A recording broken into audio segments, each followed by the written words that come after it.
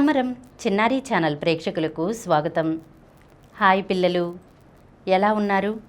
నేను ప్రతి ఎపిసోడ్లోనూ మీకు ఒక మంచి నీతి కథ గురించి చెప్తున్నాను కదా. ఈ కథలన్నీ నచ్చుతున్నాయా మీకు? ఈ కథలలో మంచి మంచి నీతి ఉంటుంది పిల్లలు.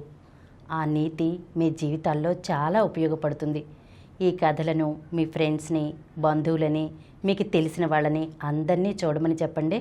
ఎవరైనా మా ఛానల్ని సబ్స్క్రైబ్ చేసుకోకపోతే కనుక తప్పకుండా సబ్స్క్రైబ్ చేసుకోండి. మరి ఈరోజు కథ ఏంటో చూసేద్దామా? ఒక చిన్న పట్టణంలో శివ అనే వ్యక్తి ఒక చిన్న కిరాణా కొట్టు నడుపుకునేవాడు. అతను కల్తీ లేని సరుకులు సరసమైన ధరలకు అమ్మేవాడు. అతని నిజాయితీ నచ్చి ఊళ్ళోని వాళ్ళంతా అతని షాపులోనే సరుకులు కొనేవారు. శివకి వచ్చే లాభంతో అతని కుటుంబం చాలా సంతోషంగా, ప్రశాంతంగా జీవించేది. కొన్నాళ్ల తర్వాత శివకి వ్యాపారాన్ని కాస్త పెంచాలనే ఆలోచన వచ్చింది. బ్యాంకులో చిన్న రుణం తీసుకుని షాప్ని కాస్త పెద్దదిగా మార్చాడు. కష్టపడి పనిచేశాడు. అనుకున్నట్లే లాభాలు పెరిగాయి. ఇక్కడి వరకు అంతా బాగానే ఉంది. కానీ పెరిగిన లాభాలతో పాటు శివ మనసులో దురాశ కూడా పెరగడం మొదలైంది. నెల క్రితం లాభం వస్తే సరిపోదు, నేను ఏడాది నాటికి కోటీశ్వరుని అయిపోవాలి అని శివ అనుకున్నాడు. తక్కువ సమయంలో ఎక్కువ డబ్బు సంపాదించడానికి దుడ్డిదారులు వెతకడం మొదలుపెట్టాడు. మంచి క్వాలిటీ బియ్యంలో తక్కువ ధర బియ్యాన్ని కలపడం మొదలుపెట్టాడు. కేజీ సరుకులో 50 నుండి 100 గ్రాములు తక్కువ తూకం వేసి అమ్మేవాడనమాట. ఎక్స్పైరీ అయిపోయినటువంటి స్టాక్ని తక్కువ ధరకు కొని దాని మీద కొత్త లేబుల్స్ వేసి ఎక్కువ ధరకు అమ్మేవాడు. మొదట్లో ఈ తప్పులు ఎవ్వరూ కనిపెట్టలేకపోయారు. శివకి అనుకున్నట్లే చేతి నిండా డబ్బులు రావడం మొదలయ్యాయి. కానీ అతనికి సంతృప్తి కలగలేదు. ఇంకా ఇంకా సంపాదించాలనే దురాశ పెరిగిపోయింది. కల్తీ సరుకులు తిని ఊళ్ళో కొందరికి ఆరోగ్యం పాడైంది. క్రమంగా కొందరికి శివ తూకంలో తేడా చేస్తున్నాడనే అనుమానం వచ్చింది. మెల్లగా షాప్కి వచ్చే వినియోగదారుల సంఖ్య తగ్గడం మొదలైంది.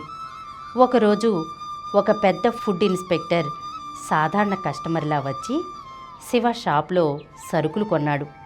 అనుమానం వచ్చి ల్యాబ్కి పంపి పరీక్షించగా అందులో ప్రమాదకరమైన రసాయనాలు, కల్తీ బయటపడ్డాయి.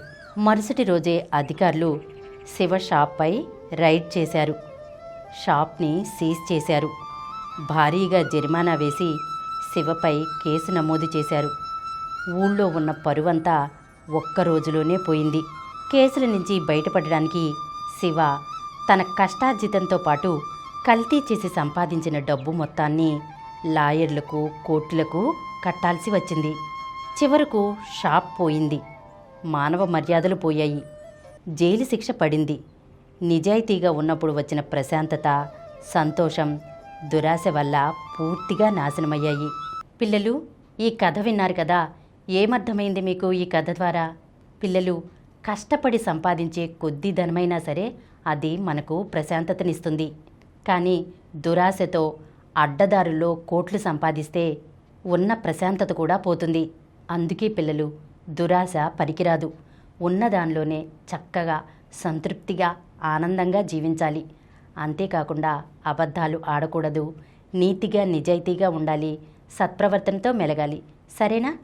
ఇలాంటి మరొక చక్కని నీతి కథతో వచ్చే ఎపిసోడ్లో కలుసుకుందాం.